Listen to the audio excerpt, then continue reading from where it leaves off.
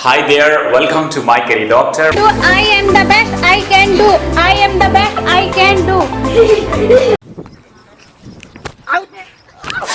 I don't. I'm very poor, ma'am. Please give me some money for it. Oceans apart, day after day. If you won't be an actor, then what you will do? Why I always compromise? Through the darkest of days, heaven's heartbreaker.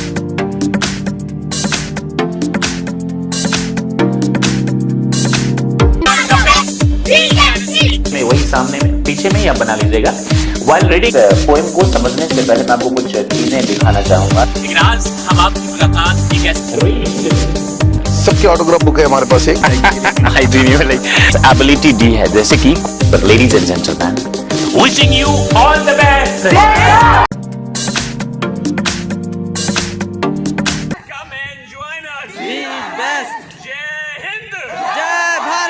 नमस्कार, मैं हूं प्रकाश सिंह आजाद और आप देख रहे हैं my career doctor. तो friends, 12th Bihar board के इंग्लिश का पहला चैप्टर जिसका नाम है इंडियन सिविलाइजेशन एंड कल्चर को लेकर मैं हाजिर हूं। ये चैप्टर महात्मा गांधी जी के द्वारा लिखी गई थी और ये पढ़ने से पहले हम जान लें कि मैं आपको इसे कैसे पढ़ाऊंगा और आपको इसे क्यों पढ़ना चाहिए। मैं सबसे पहले कुछ जो इम्पोर्टेंट टर्म्स हैं उसे समझाऊंगा ताकि आपके लिए इस चैप्टर को समझना आसान हो जाएगा।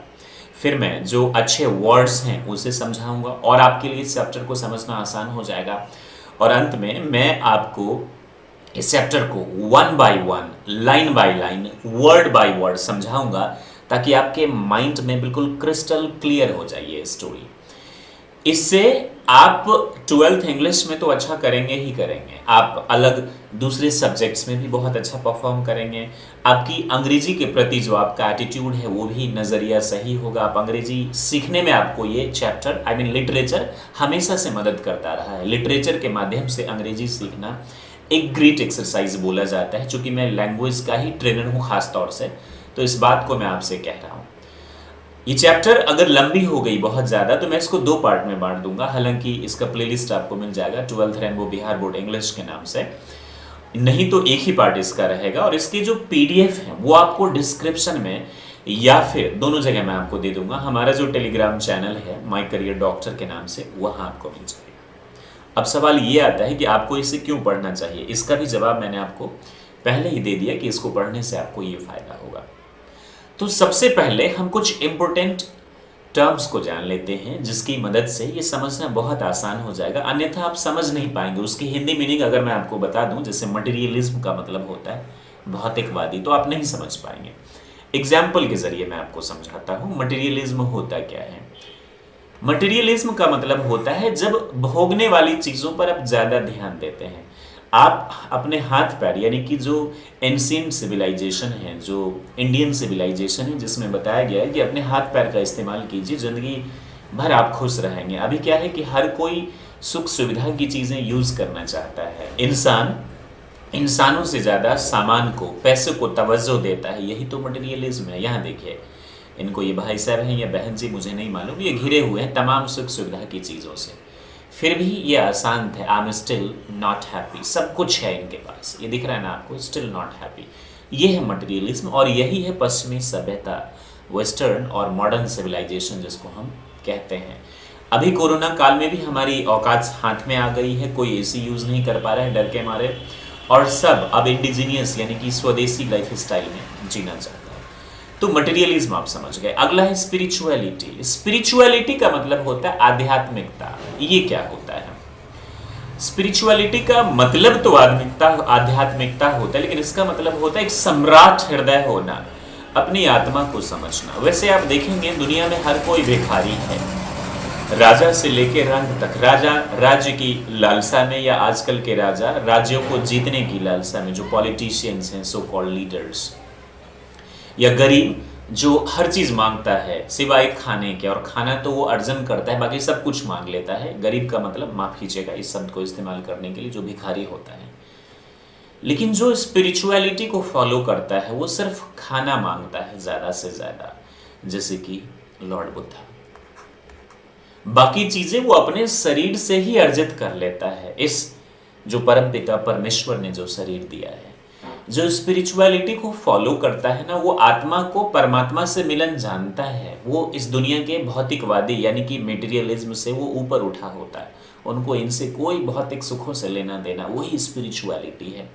और माय डियर फ्रेंड्स, हमारे देश को द लैंड ऑफ स्पिरिचुअलिटी कहा जाता है हमेशा से इसको लैंड ऑफ स्पिरिचुअलिटी, और आज भी ये चीज़ जीवित है और इस पर हम सभी भारतवासियों को प्राउड फील करना चाहिए।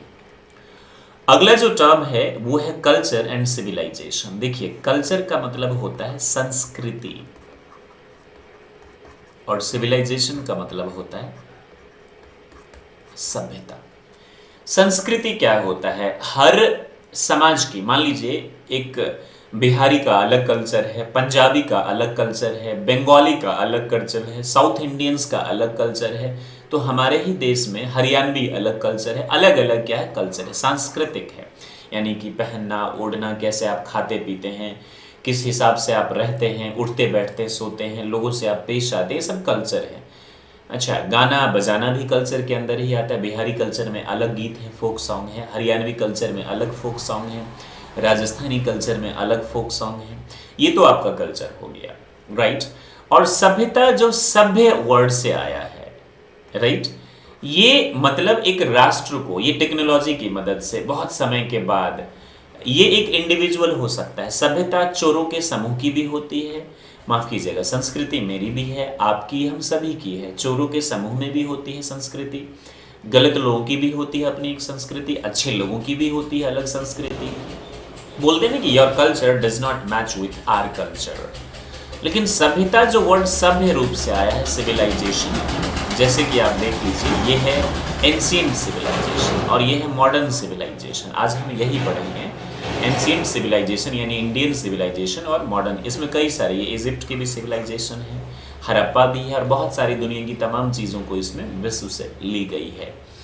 तो सिविलाइजेशन एक टेक्नोलॉजी की मदद से जो राष्ट्र कैसे निर्मित होता है, जैसे हमारे देश की सभ्यता हमारे पूर्वजों ने जो स्टैब्लिश करी, तो सभ्यता एक ब्रॉड वर्ड है बजाय कल्चर के। बात समझ में आ रही है आपको? और मॉडर्न सिविलाइजेशन जो किसको फोकस करता है? मटेरियलिज्म को फोकस करता है, जिसमें अशांत हम ज़्यादा होते हैं। ये चीज़ तो आप समझ गए। सिविलाइजेशन, ये देख लीजिए, ये कल्चर का एग्जाम्पल है। अलग अलग कल्चर के लोग हैं, अलग अलग पहनावा है, और ये सिविलाइजेशन है जो टेक्नोलॉजी की मदद से जो डेवलप होता है। जो हमारे पूर्वजों ने हमसे क्या कहा कि अपने पैर का इस्तेमाल करें, अपने शरीर का इस्तेमाल करें। फिजिकल कंफर्ट एक सर्टेन लेवल तक तो ठीक है, वरना अच्छी नहीं है। मैंने इस स्टोरी की जो समरी है वो भी पढ़ा दिया है, डिस्क्रिप्शन या फिर ऊपर आई बटन में आपको मिल जाएगा, या फिर प्लेलिस्ट में, उसको आप समझ लीजिएगा। ये स्टोरी किस चीज़ पर बात करता है, ये आइडिया क्या है? गांधी जी जिन्होंने तमाम सुख सुविधाओं को पहले भोगा, मटेरियलिज्म को, पहले उन्होंने मॉडर्न सिविलाइजेशन को, जो कि बचपन से रिहायशी परिवार में थे, अपनाया। लेकिन जब उन्होंने दुनिया वो घूमे और बुद्धा को फॉलो किया, बहुत सारी चीज़ों को पढ़ा, देखा, समझा, तो उनको पता चला जो हमारा सिविलाइजेशन है, Indian civilisation, that is far better than other civilisation. India that is Bharat, ये हमारे the honourable constitution of India में भी लिखा हुआ है। तो अपने ही एक्सपीरियंस को उन्होंने लिखा और आने वाले पीढ़ी को आगाह करने की कोशिश करी कि भाई जब मटेरियलिज्म की बाढ़ ऑन रश काफ़ी बहाव तेज हो जाए, तो आप अपने आप को समझें, इस भारत दर्शन की बात करें और आप समझें कि आप कितने महान सभ्यता से ताल्लुकात रखते हैं। तो कुछ पॉइंट्स मैंने उसी स्टोरी से लिए हैं, मैं आपको समझा देता हूँ, फिर मैं आपको वर्ड्स बताऊँगा। I must tell my countryman, ये गांधी जी कहते हैं, मुझे अपने राष्ट्र के लोगों को कहना चाहिए, frankly that after years and years of experience, जो उन्होंने एक्सपीरियंस किया ऑफ मॉडर्न सिविलाइजेशन, पश्चिमी सभ्यता को, I have learn to one lesson, and मैंने एक चीज सीखा है from it, and that is that we must shun it at all cost. Shun it का मतलब गिव अप कर देना चाहिए, त्याग कर देना चाहिए किसी भी कीमत पर।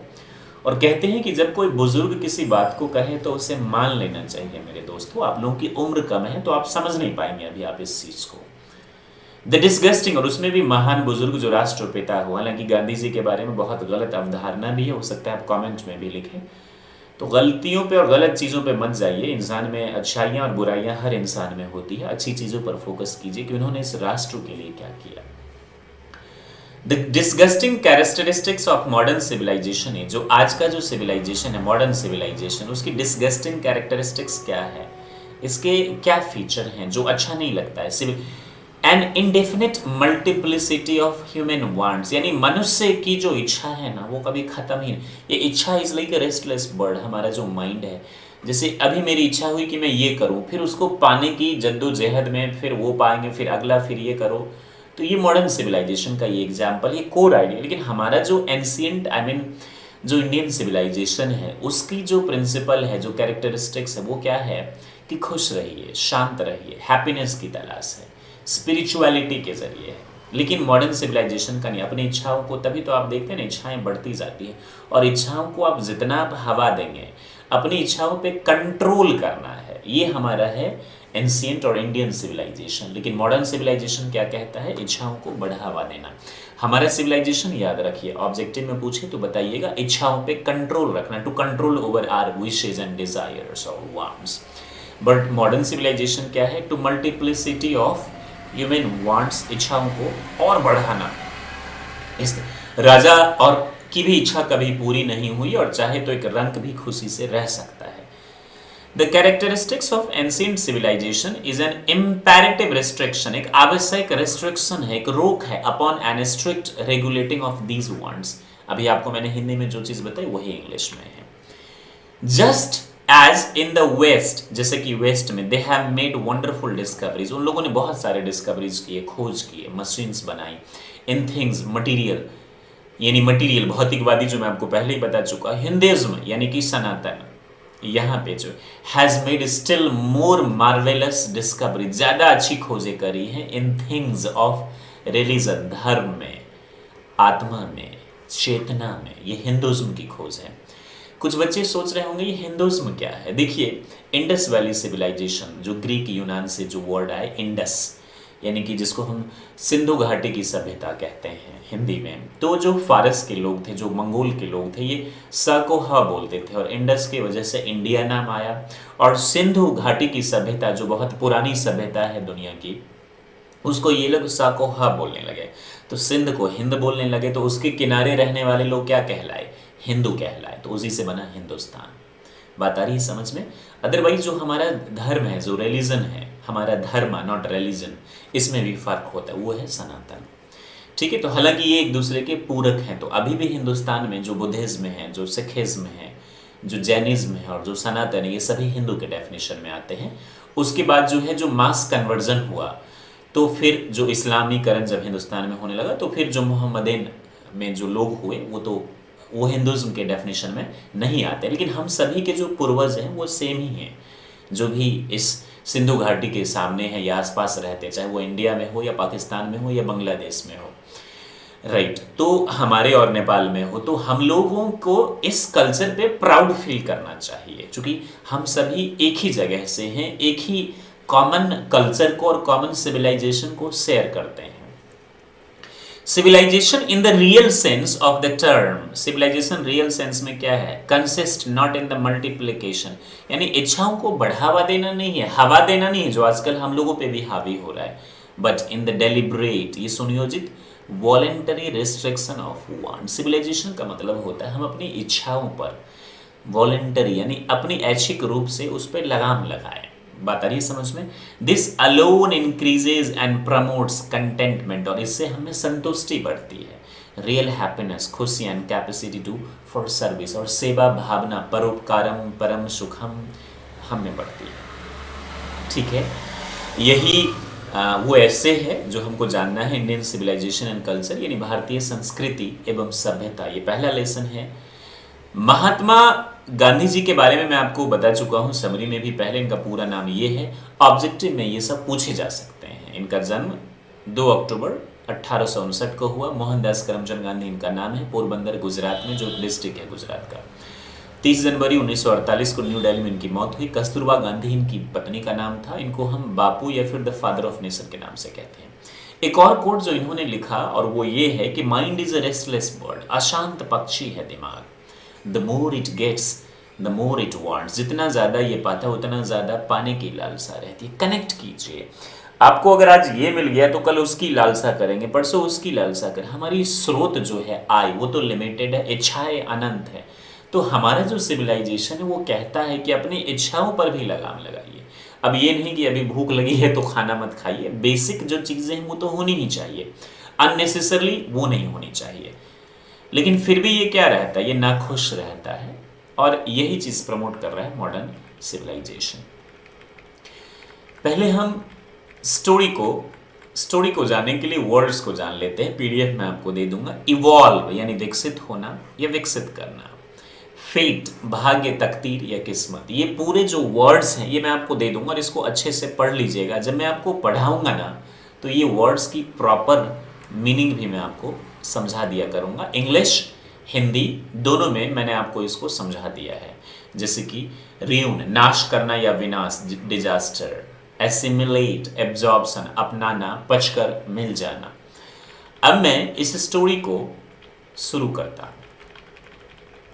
अच्छा, अगर ऑब्जेक्टिव में पूछे ये क्या है तो ये एक ऐसे है, ध्यान रखिएगा। ऐसे मतलब निबंध या फिर रचना जिसे आप कह सकते हैं, या फिर कृति।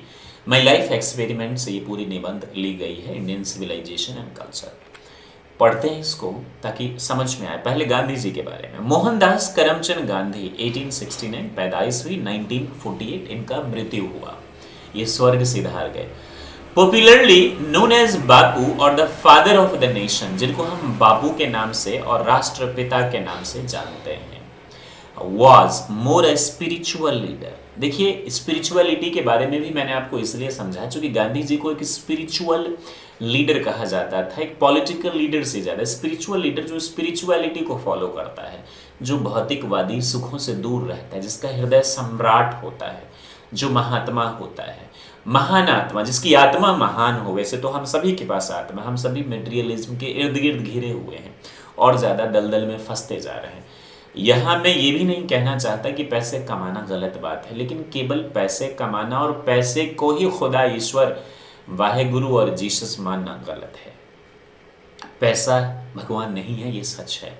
पैसा कमाइए, शारीरिक और जो हमारी आपूर्ति की चीजें उसके लिए ये जरूरी है। अमीर भी बनना जरूरी है, लेकिन केवल इसी की पूजा करना गलत है।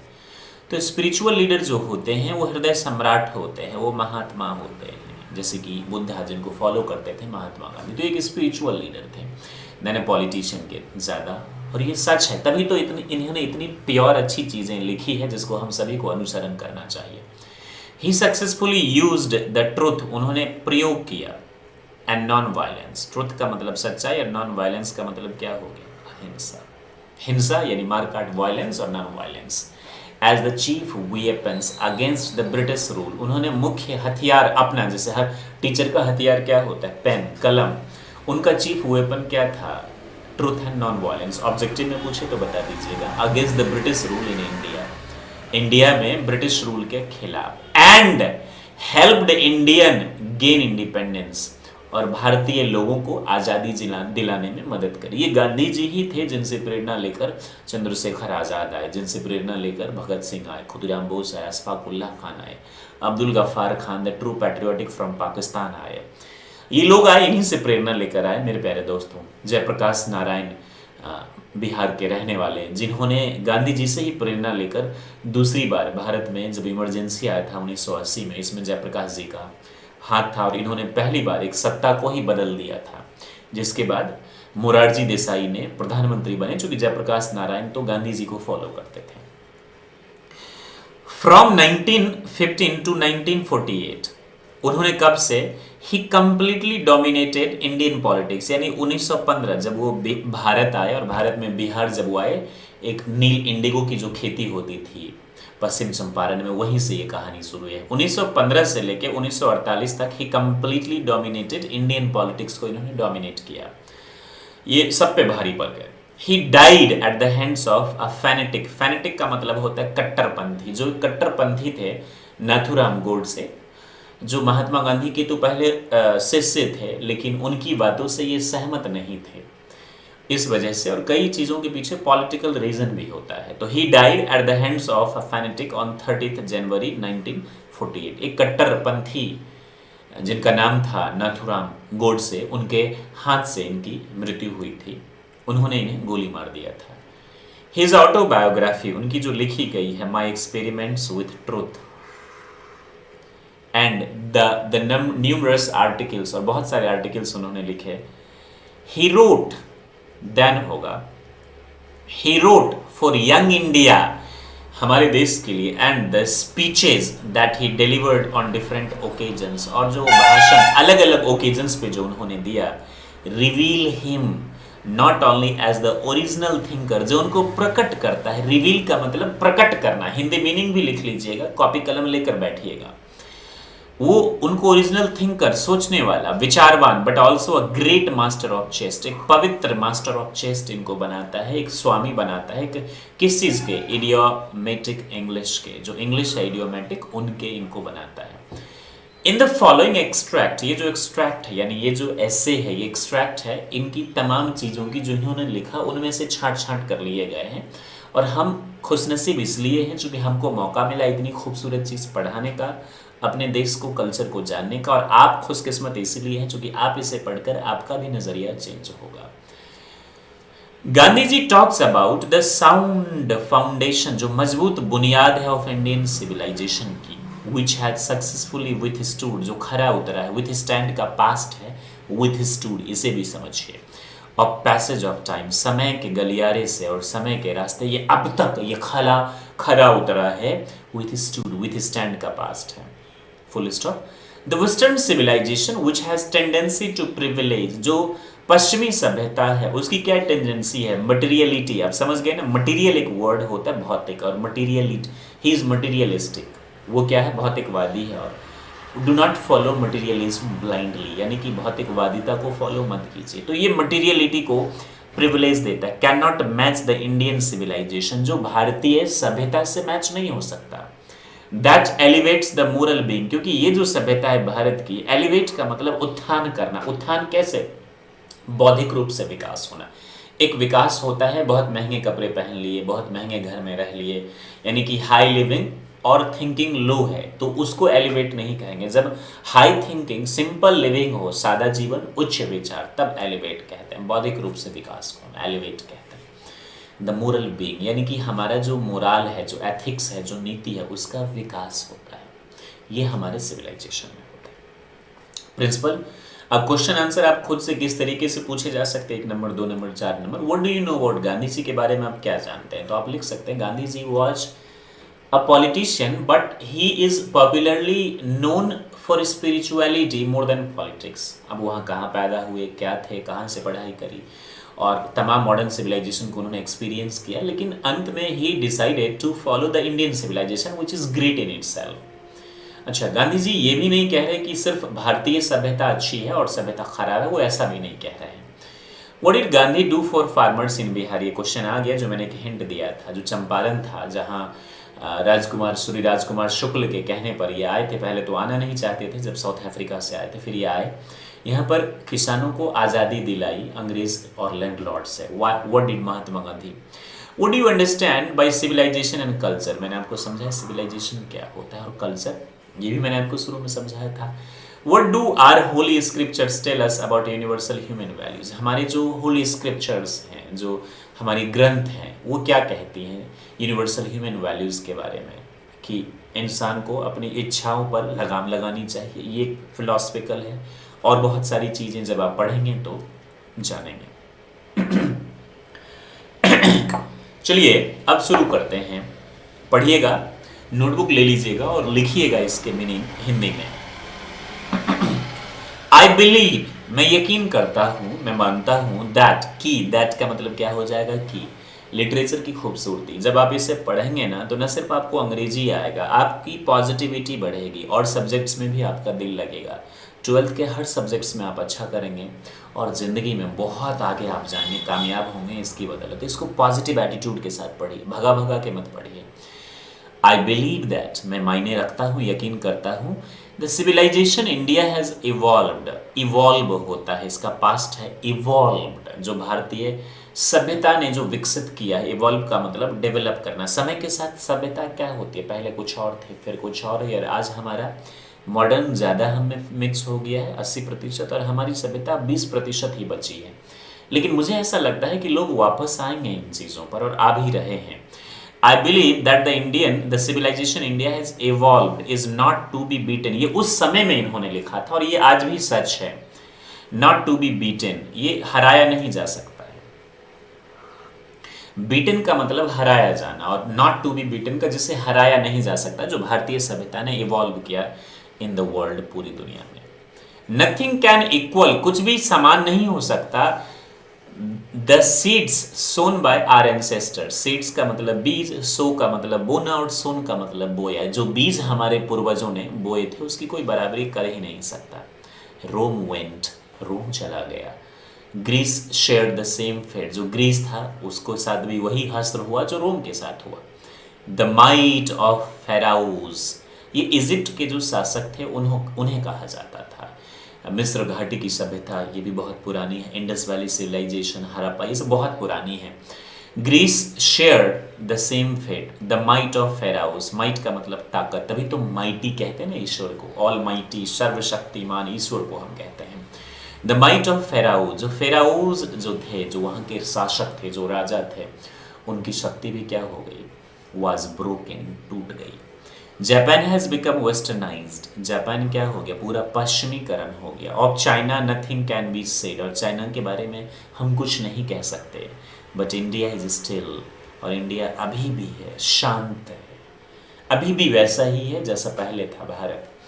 समहाउ और other, sound at the foundation, इसकी जो बुनियाद है ये मजबूत है। किसी भी तरह इसकी जो बुनियाद अभी भी है वो क्या है, साउंड का मतलब मजबूत भी होता है, हल्का भी होता है, आवाज भी होता है। द पीपल ऑफ यूरोप, जो यूरोप महादेश के जो लोग हैं, जो पश्चिमी सभ्यता जहाँ से आई है, the people of Europe learn their lessons, वो अपना पाठ सीखते हैं कहाँ से, फ्रॉम द राइटिंग्स ऑफ, किसके द्वारा लिखी गई, मेन ऑफ ग्रीस और रोम, जो ग्रीस और रोम साम्राज्य जो था उनसे सीखते हैं पश्चिमी देशों के लोग। Which exist no longer in its former glory, जो अपने पुराने वैभव में अब है ही नहीं रोम की सभ्यता, और उसकी राइटिंग से और उनकी द्वारा की गई गलतियों से पश्चिमी देशों के लोग सीखने की कोशिश करते हैं। In trying to learn from them, उनसे सीखने की जद्दोजहद में, कोशिश में, द यूरोपियंस इमेजिन, वो लोग इमेजिन करते हैं, कल्पना करते हैं, that they will avoid the mistakes of Greece and Rome, की वो लोग जो रोम और ग्रीस के लोगों ने जो गलती करी जिसकी वजह से उनका विध्वंस हुआ, तहस नहस हुआ, अब कहाँ है रोम, न रोम है न ग्रीस है।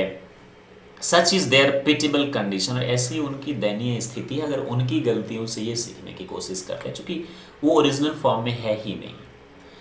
ये पहला है आपका पहला पैराग्राफ, टोटल 24 पैराग्राफ्स हैं और सब मैं आपको पढ़ाऊंगा। In the midst of all this, इसके मध्य में, मिड्स्ट, इसके मध्य में, इंडिया रिमेन्स इमूवेबल, भारत क्या है, अजेय है, स्थिर है। मूवेबल का मतलब जो अस्थिर होता है, स्थिर अस्थिर होता है। इमूवेबल का मतलब जो अडिग है, अस्थिर है। And that is her glory, और यही तो इसकी ग्लोरी है, वैभव है, महिमा मंडन है। अभी भी भारत वैसा ही है जैसा पहले था। इट इज अ चार्ज, ऐसा इल्जाम है, अगेंस्ट इंडिया, दैट, भारत के खिलाफ ऐसा इल्जाम है कि इसके जो लोग हैं, हर पीपल, जो कि भारत को फीमेल बोला है, माता बोला है, और सृष्टि को, पृथ्वी को भी फीमेल बोला है, क्योंकि ये हमें सब कुछ दे, पृथ्वी सृष्टि ही सब कुछ देती है। अगर आप स्पिरिचुअल लेवल पे समझें, और जो चीज़ हमें देती है उसे हम मान, अब आपके ऊपर डिपेंड करता है, आपकी इच्छा तो मानिए, नहीं तो मत मानिए। It is a charge against India that her people are so uncivilised, ये दूसरे देशों के लोग, खासतौर से पश्चिमी सभ्यता के लोग, ये हमेशा से साबित करते रहे हैं कि भारत अभी अभी बंदर से आदमी बना है और हम लोग 100 लाख करोड़ वर्ष पहले बने। तो ये हमेशा से इल्जाम लगाते रहे भारत पे, लेकिन ऐसा नहीं है। भारत दर्शन के लिए आप देखेंगे, स्पिरिचुअलिटी की तलाश में, शांति के लिए पूरी दुनिया से लोग आते हैं, और अफसोस कि अभी हमारा ही देश अशांत है। पीपल आर अनसिविलाइज्ड, ये लोग कहते हैं कि यहाँ के लोग असभ्य होते हैं, इग्नोरेंट, ये अज्ञान होते हैं। स्टॉलेट, स्टॉलेट का मतलब क्या होते हैं कि इनके पास दिमाग नहीं होती, ये मंद बुद्धि होते हैं, स्टॉलेट का मतलब। ये इल्जाम है भारत के लोगों पर, और ये इल्जाम लोग लगा, सभी ने एक जनरल परसेप्शन, जैसे भारत में ही देख लीजिए, आंख मूंद कर सभी कहते हैं बिहारी मीन्स गवार, तो ये वही लोग कहते हैं जो अज्ञान होते हैं, तो फॉरेनर्स में भी वही लोग जो अज्ञान होते हैं वो भारत के लोगों पे ऐसा। मैं यहाँ बिहार को डिफेंड करने नहीं आया, बस एक एग्जाम्पल आपको दिया। दैट इज नॉट पॉसिबल, ये पॉसिबल नहीं है to induce them to adopt any changes. और उनका कहना है कि ये लोग इतने अनसिविलाइज्ड होते हैं, इग्नोरेंट होते हैं और मंद बुद्धि होते हैं कि इनके लिए संभव ही नहीं है कि उनको प्रेरित किया जाए, उकसाया जाए कि कोई चेंजेस को वो क्या करे, अडॉप्ट करे। अब हो तो हम गए ना, जो वो कहते थे प्रवोक करते थे, हम तो बेवकूफ़ हो ही गए, हमने पूरी तरीके से फॉरेन कल्चर को लागू कर दिया है। Them to adopt any changes, ये इल्ज़ाम है भारतवासियों पर। It is a charge really against our merit, ये जो हमारे गुण है ना बाबू, मेरिट का मतलब गुण, इसके ठीक विपरीत है। ये गांधी जी कहते हैं what we have tested and found, जो हमने टेस्ट किया यानी एक्सपीरियंस किया और पाया है, true on the enable. Enable का मतलब क्या होता है? देखिए इसका मतलब होता है जो ब्लैक स्मिथ होते हैं, जो लुहार होते हैं, एक ऑब्जेक्ट पर धातु को पीटते हैं तो उसको एनेबल कहते हैं। तो उस पर, और किस चीज़ का एनेबल? एनेबल ऑफ एक्सपीरियंस, जो ये एक्सपीरियंस जो होता है, जो अनुभव के एनेबल पर, उस चीज़ पर हमने परखा है। आई बात समझ में? What we have tested and found true on the enable of experience, यानी कि एक्सपीरियंस जो होते हैं ना, उसके एनेबल पर, उस जगह पर हमने परखा है। किसको परखा है? We dare not change, किसको परखा है? अपने सभ्यता को, इसीलिए हम इसको बदलने की हिम्मत नहीं रखते हैं। Many thirst, बहुत सारे लोग थोपते हैं, थर्स्ट का मतलब थोपना। Their advice upon India, अपनी जो मंत्रणा है, जो अपनी जो सलाह है वो भारत पर थोपते हैं। एंड शी रिमेन्स स्टेडी, लेकिन फिर भी ये क्या रहती है? स्टेडी का मतलब खामोश, शांत रहती है, शांत रहती है। दिस इज हर ब्यूटी, यही तो उसकी खूबसूरती है। It is the sheet anchor. अब शीट एंकर का मतलब, एंकर का मतलब होता है आसरा ऑफ आर होप, हमारी जो उम्मीद है उसका आखिरी आसरा यही है कि हम अपने सिविलाइजेशन के धागे में पिरोए रहे। एक दूसरे, जितने भी हमारे अपने लोग हैं, चाहे किसी भी मजहब से ताल्लुकात रखते हैं तो इंडियंस ही हैं, तो वो सिंध घाटे हिंदू कुश के आसपास के लोग ही हैं। Right, it is the sheet anchor of our hope. Civilisation is that mode of conduct, civilisation वो मोड ऑफ कंडक्ट है। ये कंडक्ट क्या है? व्यवहार की ही वो मोड है, वो छवि है। Which points out to man of path of duty, जो हमें दिखाता है, किसको? इंसानों को रास्ता दिखाता है, कर्तव्य का रास्ता। सिविलाइजेशन के, अगर हम सिविलाइज्ड होते हैं, हम अच्छे सिविलाइज्ड हैं, तो हमें क्या होता है कि अपने कर्म का मतलब धर्म, जो हमारी ड्यूटी है उसको करने का रास्ता दिखाया जाता है। कौन दिखाता है? हमारी सिविलाइजेशन, वो मोड ऑफ कंडक्ट है जो हमारे ड्यूटी को कैसे किया जाए ये बताता है। एंड ऑब्जर्व द मोरालिटी, यानी मोरालिटी जो नैतिकता है उसका पालन करना भी। अब नैतिकता क्या होता है? सच को सच, गलत को गलत समझना नैतिकता है। अपने उसूलों से कॉम्प्रोमाइज नहीं करना, यही नैतिकता है। झूठ, फरेब, चालबाज, SEX को अननेसेसरली इलीगली प्रमोट नहीं करना, यही नैतिकता है। तो अगर हम सिविलाइज्ड होते हैं तो ऑब्जर्व ऑफ मोरालिटीज का हम पालन करते हैं। आर कन्वर्टेबल टर्म्स, और ये सभी एक दूसरे के एक्सचेंज भी हो सकते हैं एक दूसरे से। To observe morality to attain mastery, यानी मोरालिटी को समझना, जो मोरालिटी है उसको मानना, उसको समझना, उसको जानना, नैतिकता को, यही तो है मास्टरी अटेन करना, यानी मास्टर होना उस विषय में। ओवर आर माइंड्स, किस चीज़ पर मास्टरी होना? अपने दिमाग पर, अपनी मन मस्तिष्क पर। एंड आर पैशंस, अपनी इच्छाओं पर, अपनी जुनून पर, अपनी हवस पर। अगर आप ऑब्जर्व द मोरालिटी अगर आप करते हैं, यानी नैतिकता का यदि आप पालन करते हैं, यदि आप नैतिकता का पालन करते हैं, तो यही तो है मास्टरी अटेन करना, जो हमारे मन मस्तिष्क, हमारी इच्छाओं, जुनून और वासनाओं पर ही तो हम मास्टरी करते हैं, हम इसके स्वामी बनते हैं, हमें कंट्रोल होता है इन चीज़ों पर। सो डूइंग, ऐसा करते हुए, वी नो आवरसेल्व्स, और हम अपने आप को जानते हैं, यही तो स्पिरिचुअलिटी है। द गुजराती, चूंकि गांधी जी गुजरात से थे तो उन्होंने एक गुजराती फ्लेवर लगा दिया है। The Gujarati equivalent of civilisation means good conduct, यानी अच्छा व्यवहार। ये सिविलाइजेशन का मतलब होता है गुजराती में। राइट।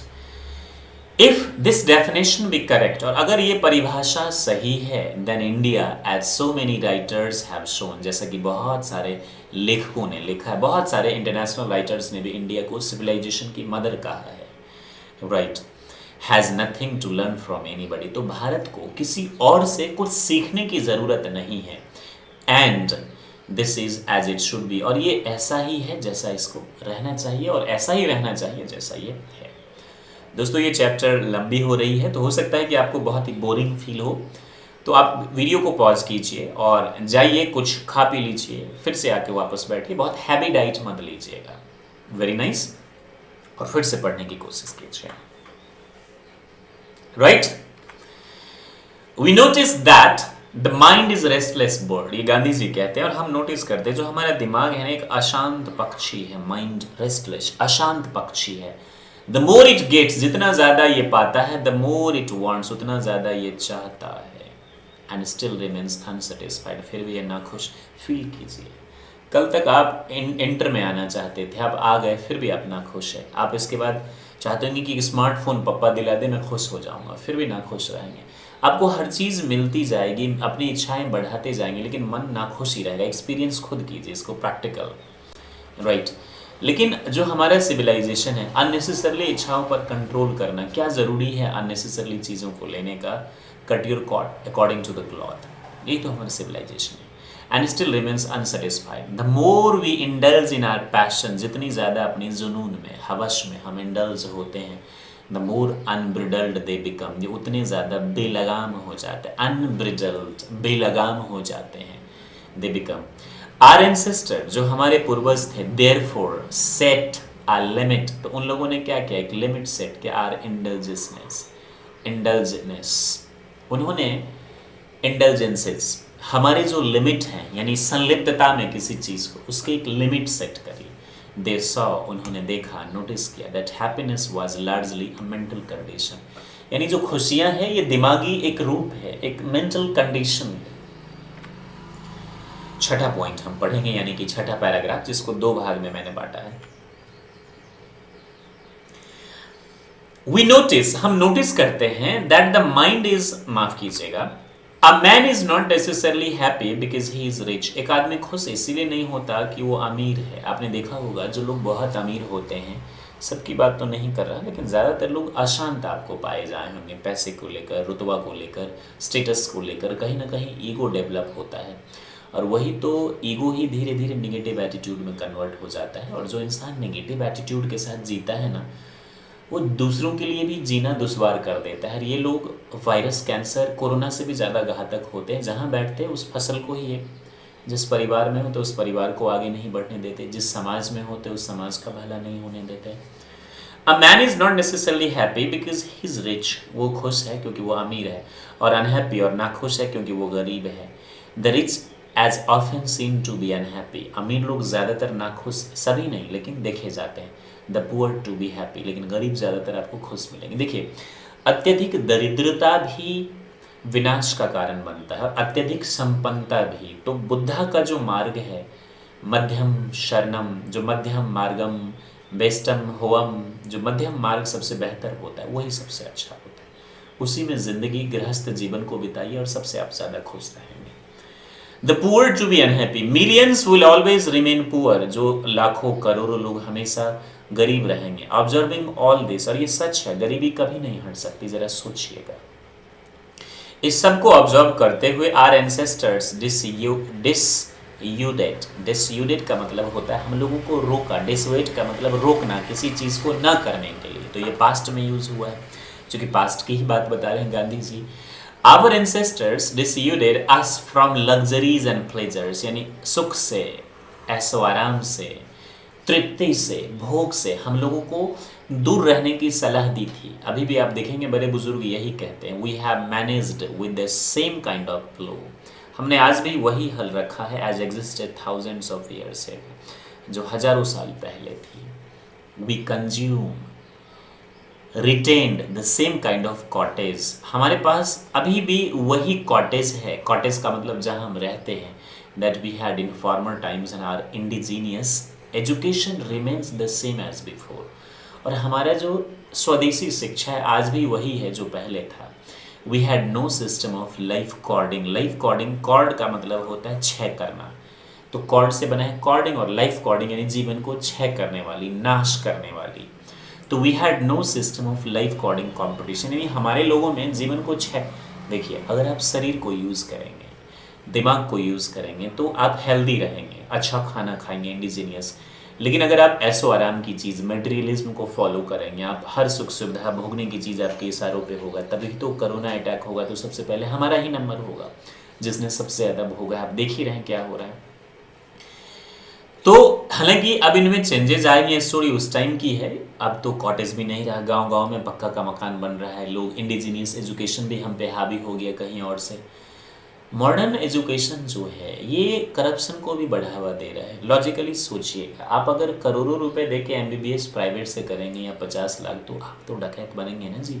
आप तो जांच का, इलाज का हर नाम पे घुमा, कोई भी इंसान मजबूरी में कर पाएगा? ज़रा सोचिए। इल्ज़ाम लगाना बहुत आसान होता है, लेकिन अगर आपने पढ़ाई MBBS 2-3 लाख में करी, अच्छे से करी, तो आप 1 मिनट को ह्यूमैनिटी में यकीन कर सकते हैं। 1 मिनट को, सभी तो नहीं करते, चूँकि मटेरियलिज्म की पूजा जो करते हैं उपासक हो गए हैं। लेकिन अगर आप इतने पैसे लगा के करेंगे, तब अगर आप किसी महाराजा के परिवार से हैं, तभी चांसेस कम हैं कि आप ह्यूमैनिटी सर्विस की तरफ जाएंगे, नहीं तो आप चोर डकैत ही बनेंगे, जैसे कि हो रहा है, लूटा जा रहा है। आपदा में भी आजकल देख रहे हैं आपकी लोग अपॉर्चुनिटी तलाश करते हैं। तो ये चीज़ें हैं। मॉडर्न एजुकेशन के मैं खिलाफ नहीं हूँ, लेकिन आप ज़रा गौर से सोचिए, कितनी ज़्यादा प्रेशर, अशांत, ये सब बढ़ती जा रही है लोगों में। साइकोलॉजिकली प्रेशर आता जा रहा है हम लोगों पे। छठा का दूसरा ही पैराग्राफ, उसी पैराग्राफ का भाग है। Each of followed his own occupation. पहले लोग अपना ऑक्यूपेशन फॉलो करते थे, ज़रा सोचिएगा। और गांव, हम सभी के जो रिश्ते नाते हैं वो कहीं ना कहीं गांव से कनेक्टेड है। बेशक आप अमेरिका में रहते होंगे, लेकिन अपने पिताजी से पूछिएगा तो आपका कनेक्शन ही आपको मालूम भी होगा।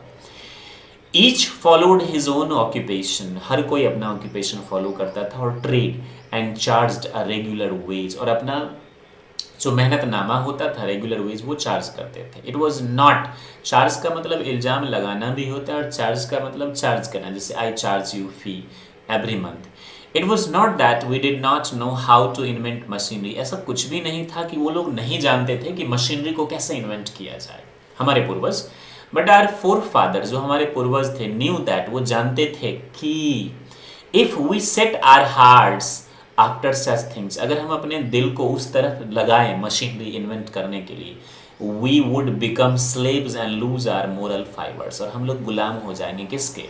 जैसे गुलाम हो रहे हैं ना हम लोग सोशल मीडिया के, मॉडर्न मशीनरी के, इक्विपमेंट्स के गुलाम तो हो ही रहे हम लोग। We would become slaves and lose our moral fibre, और जो हमारा नैतिक चरित्र है, जो चारित्रिक सूत्र है जो हम में, वो हम खो देंगे, वो हो ही रहा है।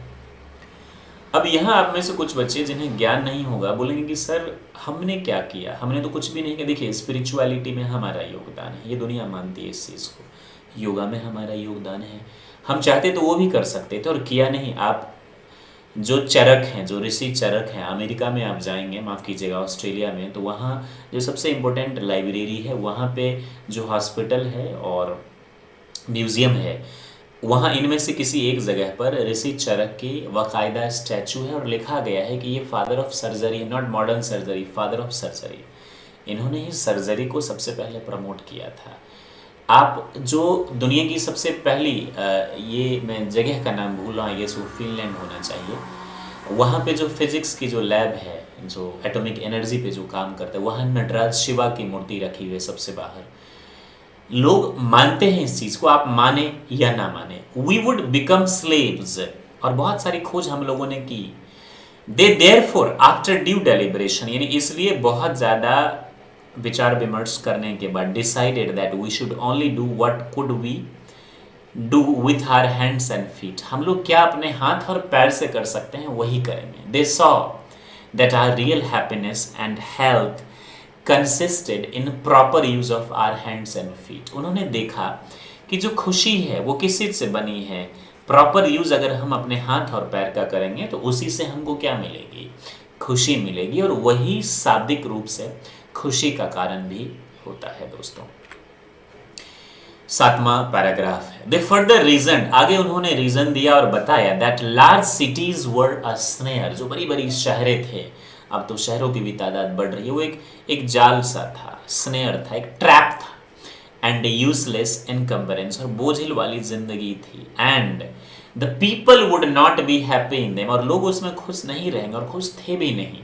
अभी भी आप देख लीजिए, जितना बड़ा शहर अशांत उतने ज़्यादा लोग मटेरियलिज्म के पीछे भाग रहे हैं। जितना छोटा शहर, जितना छोटा गांव, जितने लोग मटेरियलिज्म से दूर रहे उतना ज़्यादा शांत। That there would be gangs of thieves, यानी उन बड़े बड़े शहरों में, ये गांधी जी कहते हैं कि हमारे पूर्वज ऐसा मानते थे, चोरों का क्या होगा, समूह होगा, गैंग होगा, एंड रॉबर्ट्स, डकैत होंगे, प्रोस्टिट्यूट्स, वेश्यावृत्ति होगी, एंड वाइज फ्लोरिंग, यानी कि जो अपशगुन है, जो बुराइयां हैं, जो अपवित्र चीजें हैं, वो बढ़ेंगे, फ्लोरिशिंग, पनपेंगे इन देम, उनमें, and that poor man would be robbed, और जो गरीब लोग होंगे बेचारे लूट लिए जाएंगे बाय रिच मैन, अमीर लोगों के द्वारा। They were therefore satisfied with small villages, और इसीलिए जो हमारे पूर्वज थे, गांधी जी कहते हैं, वो छोटे छोटे गांव में, कस्बों में खुश रहते थे। दे सॉ, उन्होंने देखा, गांधी जी कहते हैं, देखा मतलब हमारे पूर्वजों ने, they saw that kings and their swords, राजा और उनकी तलवारें, वर इंफीरियर, ये तुच्छ पड़ जाते थे, to the swords of ethics, यानी नैतिकता के तलवार के सामने राजा और उनकी तलवारें जो थी वो छोटी पड़ जाते थे। नैतिकता का मतलब समझ रहे हैं ना, एक राजा भी अच्छा नैतिकवादी हो सकता है, एक राजा के पास भी मोरल बीइंग हो सकता है। जैसे हमारे पास इतिहास में बहुत सारे ऐसे राजा थे, सत्य हरिश्चंद्र की हम बात करते हैं, जिनके पास नैतिकता थी। तो इसको जनरलाइज कर देना मेरे हिसाब से गलत होगा। यहाँ मैं गांधी जी के शब्दों को काट नहीं रहा हूँ, बट एक अपनी ओपिनियन रख रहा हूँ जिसे आप भी सोच सकते हैं।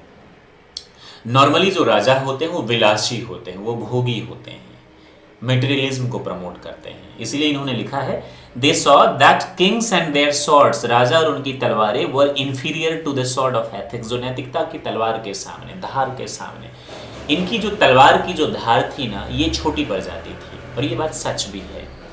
एंड दे देयरफॉर, लेकिन मेरे दोस्तों, एंड दे देयरफॉर, इसीलिए हेल्ड द सॉवरेन्स, उन्होंने प्रभुत्व जो जमाए रखा, ऑफ द अर्थ, पृथ्वी पर जो प्रभुत्व किसने जमाए रखा, राजा ने, to be inferior to the rishis and fakirs, उनको जो है ऋषि और फकीर, जो संत थे और जो फकीर थे, उनके सानिध्य में रहकर, यानी उनसे सलाह मशविरा करके ही वो इस सृष्टि पर क्या कर सके, प्रभुत्व जमा सके। यहाँ मैं एक छोटी सी बात कहना चाहूँगा, हमारे समाज के लिए ऋषि जितने इम्पोर्टेंट थे उतने राजा भी थे।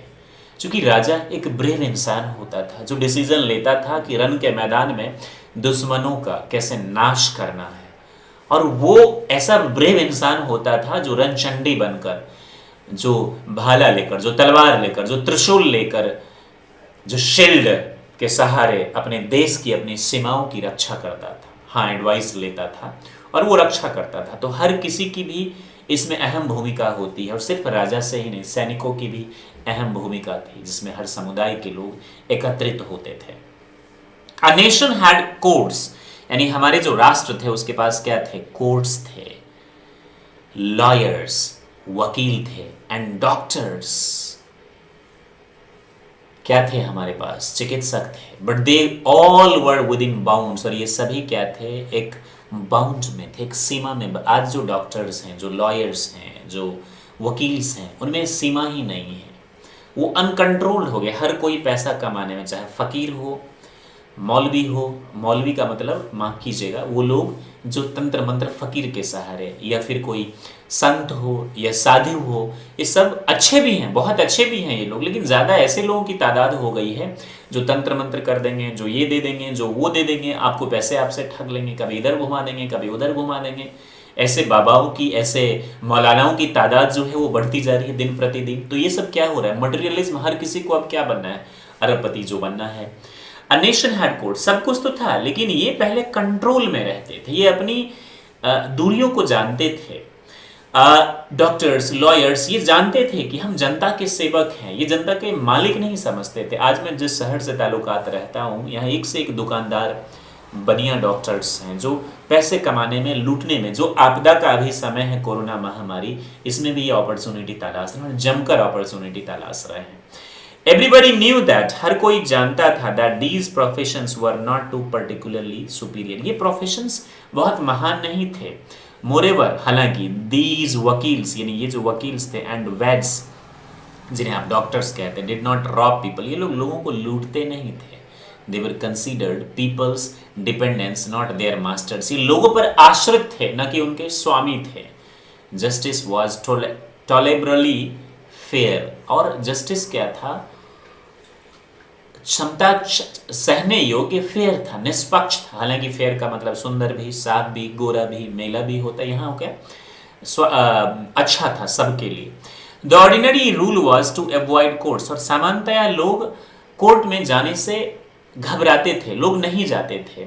There were no touts to lure people into them, उस टाइम में ऐसे दलाल नहीं होते थे जो लोगों को उसमें फंसा के ले जाते। और आजकल आप देखेंगे गांव में किसी की लड़ाई हुई तो 2-3 दलाल अचानक से आएंगे, आपको चढ़ाएंगे, जिससे आपकी लड़ाई हो उसको चढ़ाएंगे, केस करवा देंगे, और बाद में क्या करवाएंगे, फिर बोलेंगे जाओ जाके, चूंकि गांव में लोगों को उतनी समझ नहीं होती है, दरोगा को पैसे दो तब होगा, वो पैसे वो खा जाते हैं।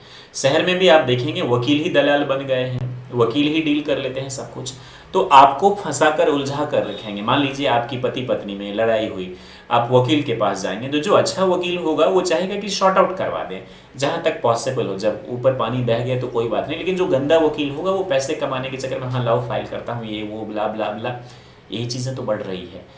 This evil too was noticeable only in and around capitals, और ये जो बुराइयां थी ये शहरों में देखी जाती थी।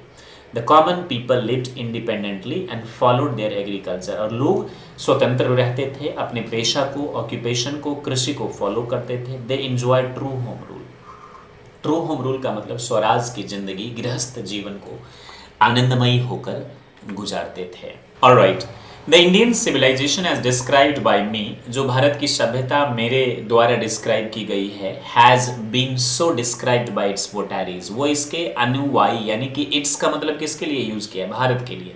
इसके जो फॉलोअर्स है यानी गांधी जी के अलावा जो दूसरे लोग हैं उनके द्वारा भी डिस्क्राइब किया गया है और बताया गया है। In no part of the world, दुनिया के किसी भी भाग में, नो अंडर नो सिविलाइजेशन, और किसी भी सभ्यता में, have all men attended perfection, किसी भी इंसान ने संपूर्णता का जो आनंद है वो नहीं उठाया, यानी परफेक्ट आपको कोई भी सिविलाइजेशन नहीं बनाता एक्सेप्ट इंडियन सिविलाइजेशन। क्योंकि स्पिरिचुअलिटी का कॉन्सेप्ट यहीं पर है। स्पिरिचुअलिटी का मतलब होता है हृदय सम्राट, जिसमें आप अपने आप को समझते हैं, आत्मा परमात्मा का मिलन होता है। और स्पिरिचुअलिटी का मतलब होता है मटेरियलिस्टिक चीज़ों से दूर जाना, अपने आप को समझना। ज़्यादा से ज़्यादा आप सिर्फ खाना ही लोगों से भिक्षा में मांगते हैं, बाकी कोई भी चीज़, हर चीज़ अब अपने शरीर से ही क्या करते हैं, हम पूरा करते हैं। वैसे भिखारी तो राजा भी है और रंग तो है ही ऑलरेडी भिखारी। राजा राज्य बढ़ाने की लालसा में, भिखारी और पैसे पहले खाने के लिए मांगता है, फिर धीरे धीरे खाना के लिए मांगना छोड़ देगा, बाकी सब कुछ आपसे मांग लेगा। लेकिन जो स्पिरिचुअलिटी को समझता है, जो परफेक्शनिज्म की तरह बढ़ता है, वो इन चीज़ों पर ध्यान नहीं देता। वो सिर्फ भोजन लेता है भिक्षा के रूप में और तमाम चीज़ें अपने शरीर से ही वो लेता है, राइट, और नेचर से ले लेता है, पहनने ओढ़ने के लिए, ढकने के लिए बदन। The tendency of Indian civilization is, Bharat की जो सभ्यता है उसकी प्रवृत्ति क्या है, tendency to elevate the moral being, यानी नैतिकता को क्या करना, बढ़ाना। नैतिकता का पतन कब होता है, जब हम सच का साथ नहीं देते हैं, जब हम अपने उसूलों से कॉम्प्रोमाइज़ कर देते हैं, झूठ, फसाद, चोरी, डकैती पर बढ़ावा देते हैं, मतलब आप अपनी नैतिकता का पतन हो गया है आपका। तो एलिवेशन एक होता है, एक तो हम बदलते हैं या हम ऊपर उठते हैं ड्रेस से, कपड़ों से, परिधान से, खाने पीने से, ऊंचे महल में रहने से, तो यहीं पर हमारा हाई थिंकिंग और सिंपल लिविंग फेल हो जाता है ना। मतलब आप जो है इंडियन सिविलाइजेशन को फॉलो नहीं कर रहे हैं। Of Indian civilization is to elevate the moral being, यानी भारत की जो सभ्यता है ये मानसिक रूप से, ये बौद्धिक रूप से हमें क्या करता है, एलिवेट करता है, प्रोन्नति देता है, तरक्की देता है। That of western civilization is to propagate immorality, और वेस्टर्न सिविलाइजेशन किसको प्रचार करता है, ये प्रचार करता है इमोरलिटी को। इमोरलिटी क्या होता है, आपको दुराचारी को, अनैतिकता को प्रमोट करता है। अनैतिकता कब आती है, बहुत सिंपल है, समझिएगा इस बात को। जब आप मटेरियलिज्म के इर्द गिर्द हैं, आप ऐशो आराम की चीज़, भोगने वाली चीज़ के आसपास हैं, आपके खुदा ईश्वर पैसा ही है, तो आप झूठ को झूठ और सच को सच कहने की क्षमता आप में नहीं रह पाएगी, क्योंकि आपके दिल में चोर रहेगा। आप हर समय पैसा किसी भी तरह, आपदा में भी आप अपॉर्चुनिटी तलाशेंगे, अवसर तलाशेंगे, आप उसकी तलाश में रहेंगे, तो नैतिकता का क्या हो जाएगा मेरे दोस्त? पतन हो जाएगा। और यही तो हो रहा है आजकल। तो जो वेस्टर्न सिविलाइजेशन है वो किसको प्रोपोगेट करता है? इमोरलिटी को, अनैतिकता को। द लेटर इज गॉडलेस, और जो लेटर यानी वेस्टर्न सिविलाइजेशन है वो ईश्वरहीन है, नास्तिक जिसको एक तरीके से हम कहते हैं। अब सभी को जनरलाइज नहीं किया है, लेकिन हाँ ये कहा गया है, ऐसा लोगों में होता है। The former is based on a belief of God, लेकिन जो दूसरा वाला आई मीन इंडियन सिविलाइजेशन की जो बात हम कर रहे हैं वो आस्था रखता है किसमें? ईश्वर में आस्था रखता है। So understanding and so believing, ऐसा मानते हुए और यकीन करते हुए और समझते हुए, it behoves every lover of India, ये आवश्यक है हर भारतीय के लिए जो भारत से प्यार करता है, चाहे वो कोई भी है, कहीं से भी है, बिहार से है या बिरार से है, अटक से है या कटक से है, कश्मीर से है या कन्याकुमारी से है, गुवाहाटी से है या चौपाटी से है, वो जरूरी है। It behoves every lover of India to cling, cling का मतलब होता है चिपकना, किससे? टू इंडियन सिविलाइजेशन, भारत की सभ्यता से वो चिपके रहे। Even as a child clings to the mother's breast, जैसे एक बच्चा अपने माँ के सीने से, छाती से चिपका रहते हैं, वैसे ही चिपका रहे। तभी आप परफेक्शन की तरफ, तभी आप जो ह्यूमन मानव होने का जो उचित, जो सही है वो आप समझ हो पाएंगे। इस मानवता के लिए आप कुछ कर पाएंगे। I am no hater, Gandhi ji कहते हैं ऑफ द वेस्ट, मैं पश्चिम का हेटर नहीं हूं, मैं उसके खिलाफ नहीं हूं। I am thankful to the west for many things I have learn from western literature, मैं शुक्रगुजार हूं क्योंकि बहुत सारी चीज़ें मैंने वेस्टर्न के लिटरेचर से सीखी। देखिए तभी तो गांधी जी की इंग्लिश स्ट्रांग हुई है, वो इंग्लिश में अपनी बात को पूरी दुनिया के सामने रख रहे हैं। But I am thankful to modern civilization, लेकिन मैं मॉडर्न सिविलाइजेशन जो है इसका शुक्रगुजार हूँ। I have learn to one lesson from it, मैंने एक जो लेसन है, एक पार्ट है, वो मैंने सीखा है, that we must shun it at all cost, कि हमें किसी भी कीमत पर इसका त्याग कर देना चाहिए। वेस्टर्न सिविलाइजेशन, इंडियन सिविलाइजेशन और मॉडर्न सिविलाइजेशन। तो मॉडर्न सिविलाइजेशन जो लोग मेटीरियलिज्म के उपासक होते हैं, जो पूजा करते हैं, वही से तो पनपा है modern civilization. What is modern civilization? It is the worship of the material. Modern civilisation क्या है? जो पहले से मैं आपको मटीरियल समझा रहा हूँ, ये भौतिकवादी को, यानी कि ऐशो आराम की चीज़ें को, जो चीज़ हमारे काम को आसान बनाए, उसकी पूजा करता है, worship. It is the worship of the brute, ये क्या है? जानवर की पूजा है। इनास यानी हमारे अंदर जो है वो उस जानवर को जगाने वाली पूजा है। इट इज़ अनएडल्ट्रेटेड, यानी ये बिल्कुल बिना किसी मिलावट के है, materialism. And modern civilization is nothing of it does not think at every step of triumph of material civilization। और जो मॉडर्न सिविलाइजेशन है, जो आधुनिक सभ्यता है, ये कुछ भी नहीं है अगर ये हर स्टेप पर, कदम पर ये मटेरियलिस्टिक सिविलाइजेशन की बात ना करे, तो ये सिविलाइजेशन हो ही नहीं सकती है। आगे हम पढ़ते हैं। It is perhaps unnecessary, it is not useless, शायद ये व्यर्थ है to weigh the merits of the two civilization. अगर ये व्यर्थ है टू सिविलाइजेशंस को तौलना, मापना और समानता बताना या अलग अलग चीजें बताना, तो ये शायद यूजलेस है, ये अननेसेसरली है, ये किसी काम का नहीं है। It is likely that the west has evolved a civilisation suited to its climate. हो सकता है, यह जरूरी भी है कि जो पश्चिमी देश के लोग हैं, जो उनका सिविलाइजेशन है, वो उनके क्लाइमेट को सूट करता है, उनके सराउंडिंग्स को सूट करता है। एंड सिमिलरली, ठीक वैसे ही, we have a civilisation suited to our conditions, और जो हमारा सिविलाइजेशन है वो हमारे कंडीशन को क्या करता है? सूट करता है। And both are good in their own perspective spheres, और दोनों अपनी जगह जो पर्सपेक्टिव होना चाहिए, माफ कीजिएगा, सही कर लीजिएगा, पर्सपेक्टिव, PRSPECT, पर्सपेक्टिव स्पीयर्स, ये अपनी अपनी जगह पर दोनों सही हैं। गांधी जी दोनों को गलत नहीं कह रही है, किसी एक को महान नहीं बता रहे, बट अपने को अच्छा जरूर कह रहे हैं। This distinguishing characteristics of modern civilization is, जो मॉडर्न सिविलाइजेशन की जो गुण है, जो विशेषता है, जो अभिलक्षण है, कैरेक्टरिस्टिक्स, वो क्या है? Indefinite multiply of human wants, यानी इंसानों की जो इच्छा है वो उसकी अनंतता है, बढ़ती ही जाती है, वो इच्छाएं बढ़ती ही जा रही है। मॉडर्न सिविलाइजेशन की देन है। द कैरेक्टरिस्टिक्स ठीक वैसे ही दूसरी तरफ एंशिएंट सिविलाइजेशन, ये क्या है? ये शुरू में भी आपको बताया था, is an imperative restriction upon, ये किस चीज पर है?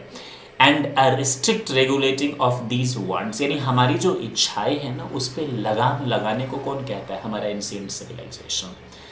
द मॉडर्न और वेस्टर्न, जो मॉडर्न है या फिर वेस्टर्न जिसको आप कहते हैं, इनस्टेबलनेस एराइजेज, ये जो अस्थिरता है इसका मतलब होता है ये पैदा होता है really from want of living faith in future state. ये कब से पैदा होता है?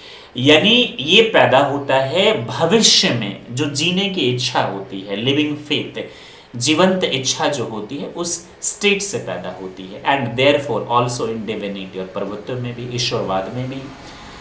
द रिस्ट्रेंट ऑफ एंशिएंट और ईस्टर्न सिविलाइजेशन, जो पश्चिमी, माफ कीजिएगा, जो पूर्वी या जो प्राचीन सभ्यता है, एराइजेस फ्रॉम अ बिलीफ, जो विश्वास से पैदा होता है। जो हमारी सभ्यता वो एक विश्वास पर ही दुनिया कायम है।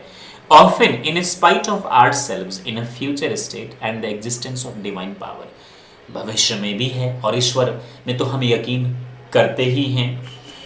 सम of the immediate and brilliant result, जो बहुत जरूरी और जो जल्दी रिजल्ट आए हैं of modern inventions are too maddening to resist, वो इतने पागल कर देने वाले हैं कि इनका विरोध करना तकरीबन नामुमकिन है। टू रेसिस्ट, रेसिस्ट का मतलब विरोध करना। फिर से पढ़िए, some of the immediate and brilliant result of modern inventions are too maddening, ये बहुत ही पागल कर देने वाले, टू रेसिस्ट, इसको रोकना। But I have no manner of doubt, बट मेरे पास कोई डाउट करने का मैनर नहीं है। That the victory of human और मैन, इंसान की जो जीत है, लाइज इन दैट रेसिस्टेंस, ये विरोध में है। किस चीज के विरोध में? क्योंकि इच्छाएं तो अनंत हैं, लेकिन अगर हम उस अपनी इच्छाओं पे लगाम लगाए, मन करता है कि अभी सिंगापुर की टूर कराऊं, लेकिन नहीं, अपने घर का टूर कर लेते हैं, अपने घर की सैर कर लेते हैं, अपने घर को ही जान लेते हैं, कुछ चीज़ों को फिक्स कर लेते हैं।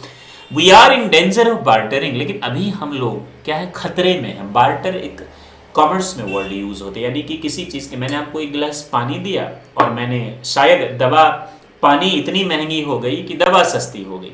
आपको मैंने एक गिलास पानी दिया और बदले में आपने मुझे एक बहुत महंगी दवा दी जो कोरोना काल में बहुत फायदेमंद है। तो इसे बार्टरिंग कहते हैं, एक चीज के बदले कोई और चीज। We are in danger of bartering away the permanent good, यानी हमारे पास जो परमानेंट चीजें हैं जो हमारे पूर्वजों ने हमें दी विरासत में, फॉर मॉनेटरी प्लेजर, क्षण भर के संतुष्टि के लिए हम उन प्लेजर्स को, हम उन चीज़ों को क्या कर रहे हैं, दे रहे हैं। जैसे कि परमानेंट सुख के बदले तुरंत क्षणिक सुख पा लेते हैं, जिसके बदले हमें लॉन्ग लाइफ उसको हमको सहना होता है। कोरोना काल में कितना सह रहे हैं ये हमें मालूम ही है। जस्ट इन द वेस्ट में they have made wonderful discoveries, उन लोगों ने बहुत महान खोजें करी है इन थिंग्स, चीज़ों में। कौन सी चीज़ों में? मटीरियल, भौतिकवादी चीज़ों में। सिमिलरली, ठीक वैसे ही Hinduism has made still more marvellous discoveries, और हमारे हिंदुज्म ने भी बहुत ही शानदार खोजें करी इन थिंग्स, किस में? धर्म में, स्पिरिट, आत्मा में, द सोल, चेतना में। तभी तो स्पिरिचुअलिटी का लैंड इसको कहा जाता है। But we have no eye for these great and fine discoveries, लेकिन हमारे पास वो आंखें नहीं है, वो दृष्टि नहीं है कि हम इन डिस्कवरीज को, क्योंकि वेस्टर्न है, बिकॉज वी आर डेजर्ट, चुंधिया चुकी है by the material progress that western science has made. चूंकि हमारी आंखें चकाचौंध में भूल गई है अपनी खोज को, और हम अपने उस चीज को भूलते जा रहे हैं, उससे दूर हटते जा रहे हैं। I am not enamored of that progress. मैं उससे बहुत ज्यादा खुश नहीं हो सका, चौंध से मैं सम्मोहित नहीं हूं, गांधी जी कहते हैं। In fact, it almost seems as though God in his wisdom, ईश्वर ने अपने अक्लमंदी में has prevented India from progressing, Bharat को ऐसे प्रोग्रेस करने से बचाया है along those lines, यानी उस रास्ते पे चलने से जिस रास्ते पे वेस्टर्न सिविलाइजेशन चलती है, so that it might fulfill its special mission of refreshing the onerous, यहाँ resisting होगा। जिस टाइपिंग मैन को मैंने ये टाइपिंग करने दिया ना, उन्होंने गलत टाइप किया है। So that might be special mission, एक खास टास्क होगा रेसिस्ट करने के लिए द ऑनरस ऑफ मटेरियलिज्म, जो कि मटेरियलिज्म का जो बहाव होता है, समझ गए ना, भौतिकवादिता का, उनको रेसिस्ट करने के लिए भारत को एक स्पेशल मिशन पे शायद ईश्वर ने रखा हुआ है। After all there is something in Hinduism में कुछ तो है that has kept it alive up till now, जो इसको अभी भी जीवित रखा। क्योंकि आप जितने भी धर्म हैं आप देखेंगे वो no more in existence except यहूदी, अभी जितने भी पंथ हैं पिक्चर में, लेकिन हिंदुज्म अभी भी वैसा ही। आगे सीखिए, it has witnessed the fall of Babylonians जो थे उनका फॉल देखा है, सीरियन का फॉल देखा, पर्शियन, अब ईरान हो चुका है पूरी तरह, एंड इजिप्शियन सिविलाइजेशन, ये भी इस्लामीकरण हो चुका है पूरी तरीके से। कास्ट लुक, ध्यान दीजिए, कास्ट लुक का मतलब ध्यान दीजिए अराउंड यू, अपने तरफ। Where is Rome and where is Greece, कहाँ गए Rome? Can you find anywhere the Italy of Gibbon? Gibbon या तो एक आदमी का नाम होगा या शहर का नाम होगा, कहाँ गए ये लोग? और रेदर द एंशिएंट रोम, और जो प्राचीन रोम थी, फॉर रोम एंड इटली, जो इटली को ही पहले रोम कहा जाता था, ये लोग कहाँ गए? कहाँ गई ये बड़ी बड़ी सभ्यता और संस्कृति? गो टू ग्रीस, ग्रीस जाइए। Where is world famous Attic civilization? Attic civilization जो अटारी वाला सिविलाइजेशन था वो कहाँ गया? ग्रीस का। देन कमिंग टू इंडिया, अब आप भारत आइए, इंडिया आइए, बता चुका हूँ इंडिया दैट इज भारत, ये ऑनरेबल कॉन्स्टिट्यूशन ऑफ इंडिया में ही रिटर्न है, तो आप कुछ भी बोल सकते हैं। Let one go through the most ancient records, बहुत पुराने रिकॉर्ड में जाइए, and then look around you and you would be constrained to say, अपने आसपास देखिए, फिर आप ये कहने के लिए बाध्य हो जाएंगे, yes I see here ancient India still living, अभी भी प्राचीन जो भारत है वो हमारे दिलों में, हमारे जगहों पे रहता है। आज भी हम वही काम कर रहे हैं जो प्राचीन समय में कर रहे थे। अब कुछ बदलाव आ चुके हैं मटेरियलिज्म और वेस्टर्न कल्चर की वजह से, लेकिन आज भी हम लोग वही फॉलो करते हैं। हमारे ब्लड में, हमारे जीन में, हमारे डीएनए में वही चीज़ है।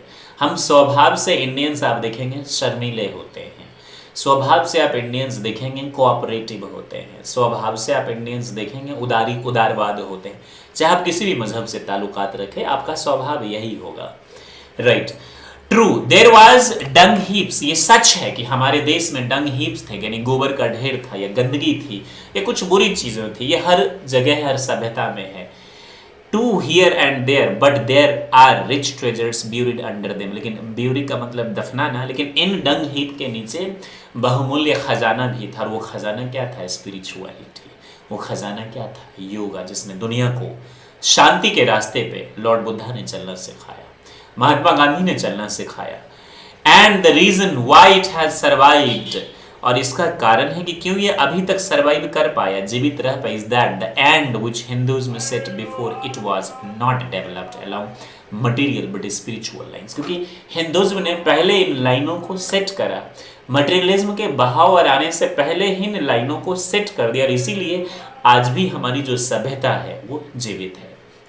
Our civilization, our culture, our Swaraj depend not upon multiplying our wants. हमारा जो सभ्यता है वो हमारी इच्छाओं को अनंत और असंख्यक बढ़ाने पर जोर नहीं देता, और न ही हमारी इसकी बुनियाद इस पे रखी गई थी सेल्फ इंटेलिजेंस, बट अपन यानी सेल्फ इंटेलिजेंस यानी बहुत ज्यादा संलिप्तता पर ध्यान नहीं देता, बट अपन रिस्ट्रिक्टिंग लगाम लगाता है वांट्स यानी किस चीज पर? इच्छाओं पर, और सेल्फ डिनाइल पर ये फोकस करता है। कॉमा होगा यहाँ, यानी स्वतः जो अपने मन से जो हम किसी चीज को रोकते हैं, सेल्फ डिनाइल, उस पे फोकस करता है हमारा सिविलाइजेशन। अब कुछ ही पैराग्राफ बचे हुए हैं।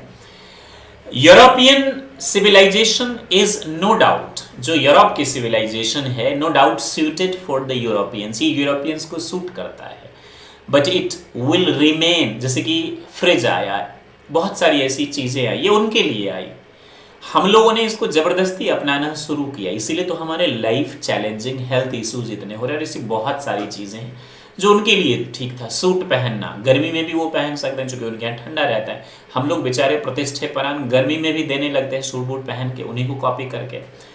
European civilization is no doubt suited for Europeans, but it will mean ruin for India if we endeavor, अगर हम कोशिश करते हैं, साहस करते हैं to copy it, अगर हम इसको साहस करते हैं कॉपी करने का, तो वास्तविक रूप में ये हमको बर्बाद कर देगा, क्योंकि उनके लिए उनको सूट करता है, this is not to say that we may not adopt and assimilate. इसका ये मतलब नहीं कि हमको अडॉप्ट नहीं करना चाहिए या उसका हमें सम्मिलन नहीं होना चाहिए उसके कल्चर का। Whatever may be good and capable of assimilation, कुछ भी जो चीज़ अच्छा है और हमें घुलने मिलने योग्य assimilation by us, as it does not also mean, और इसका ये भी मतलब नहीं that even the Europeans will not have to part with का मतलब होगा अलग होना होता है, अलग होना।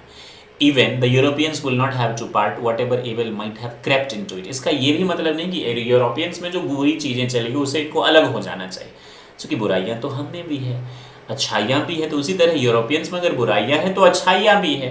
गांधी जी कह रहे हैं द इंसेसेंट यानी कि लगातार, कॉन्टिन्यूस होता है, सर्च फॉर मटीरियल कंफर्ट्स यानी लगातार भौतिकवादी चीज़ों की खोज में जो कंफर्ट्स होता है, and their multiplication is such an evil, और इसका जो बढ़ाना इस इच्छा को ये एक बुराई है। And I make bold to say, मैं साहस होकर ये चीज़ कहता हूँ दैट कि the Europeans themselves we have to remodel, उनको एक अपना दृष्टिकोण फिर से डेवलप करना होगा, जो उनका एक मॉडल है उनको फिर से रिमॉडल करना होगा। देयर आउटलुक, जो उनके आउटलुक हैं, जो उन्होंने परिप्रेक्ष्य, जो परिवेश डेवलप किया हुआ है, फिर से उनको एक दृष्टिकोण उन पर डालना होगा।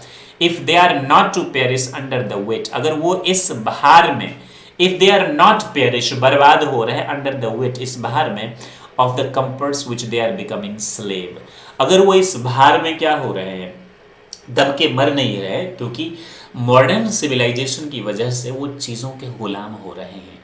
It may be that my reading is wrong, ऐसा भी हो सकता है जो मेरी रीडिंग है वो गलत है, but I know that for India to run after golden fleece, ये अंडरलाइन में करूँ, गोल्डन फ्लीस का मतलब ग्रीस में कहा जाता है एक बहुत ही महंगी धातु जो कि अग्नि और एक विषैला शाप के बीच में है, रक्षा के बीच में है, तो उसको हर कोई पाना चाहता है, राइट?